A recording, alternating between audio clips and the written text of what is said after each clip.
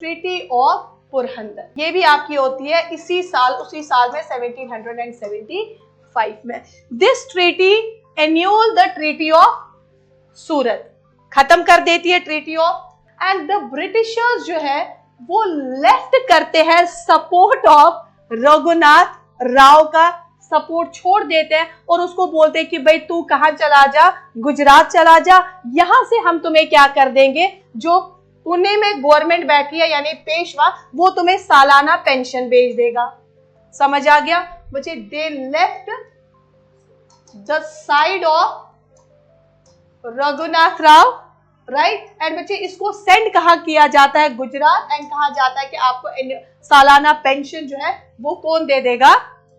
पेशवा। कौन सा Peshwa? That is जो ऑलरेडी बैठा है पुणे में, ठीक है, क्योंकि that is basically the seat of power, तो वही था ना। अब देखो बच्चे, इस ट्रीटी के प्रोविजन जो है that could not implemented because of the various international events. जैसे उस टाइम पे अमेरिकन वॉर ऑफ इंडिपेंडेंस चल रहा था, आपको पता है, अमेरिकन वॉर ऑफ इंडिपेंडेंस चल रहा था। जो आपके अमेरिकन है ना, जो आज के अमेरिकन है ना, उनके जो फोर फादर्स है वो पता है वो ब्रिटिश है। जो अमेरिका आज का है ना, उनके जो पूर्वज जो है ना वो बेसिकली ब्रिटिश ही थे। यहाँ पे एक मिनट में थोड़ा सा साइड होती हूँ इस टॉपिक से। देखो बच्चे, मिडिवल टाइम्स के टाइम पे, अगर मिडिवल के बाद मतलब जब 14-16 सेंचुरी के आसपास, जब ब्रिटिशर्स को कोई क्रिमिनल नजर आता था, कोई कुछ इस तरीके से नजर आता था, वो उसको कहाँ पे भेजते थे? अमेरिका भेजते थे। क्यों? अमेरिका उस टाइम पे इतना सिविलाइज नहीं था, वो जंगल था, ठीक है। धीरे धीरे इनको क्या एज मतलब ये पनिशमेंट के तौर पे जो है उनको वहां पे भेजते। धीरे धीरे उन्होंने डेवलप अपने आप को किया, किस तरीके से वो वर्ल्ड हिस्ट्री की कहानी है।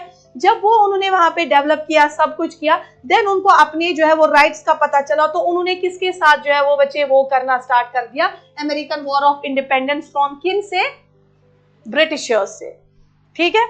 अब यहाँ पे मुझे बताओ, जिस टाइम पे अमेरिकन वॉर ऑफ इंडिपेंडेंस है, इसमें अमेरिकन वॉर ऑफ इंडिपेंडेंस को कौन सपोर्ट कर रहा था? फ्रेंच, यानी फ्रांस जो है वो इनको सपोर्ट कर रहा था। अब मैंने आपको कहा दिस प्रोविजन जो आपका क्या है, ट्रीटी ऑफ पुरंदर के प्रोविजन इसलिए नहीं होते क्योंकि उस टाइम पे इंटरनेशनल इवेंट जो चल रहा होता था that was American war of independence. And इस अमेरिकन वॉर ऑफ इंडिपेंडेंस कौन कौन सपोर्ट कर रहा होता है? फ्रेंच सपोर्ट कर रहा होता है। ये वो पीरियड था जिस टाइम पे एक फ्रेंच एडवेंचरर इधर आ जा, आज तो भाई बाइक पे एंड वो सब यूट्यूब पे चढ़ाते हैं, तब ऐसा नहीं था। एक फ्रेंच एडवेंचरर आता है जिसका नाम था शेवलियर डी सेंट लोबेन। वो इस टाइम पे बच्चे कहां आ जाता है? He was French. वो कहां पे आ जाता है? दैट इज पुणे में आ जाता है, ठीक है। दैट मीन्स अब खटकेगी किनकी खिड़की बच्चे? ब्रिटिशर्स की। तो वो सस्पिशियस हो जाते हैं, यार वहां तो अमेरिकन वॉर ऑफ इंडिपेंडेंस भी चल, जिसको फ्रेंच क्या कर रहे हैं? सपोर्ट कर रहे हैं, और यहाँ तो फ्रेंच एडवेंचरर भी आ गया जिसका नाम ये है, और वो कहां पहुंचा?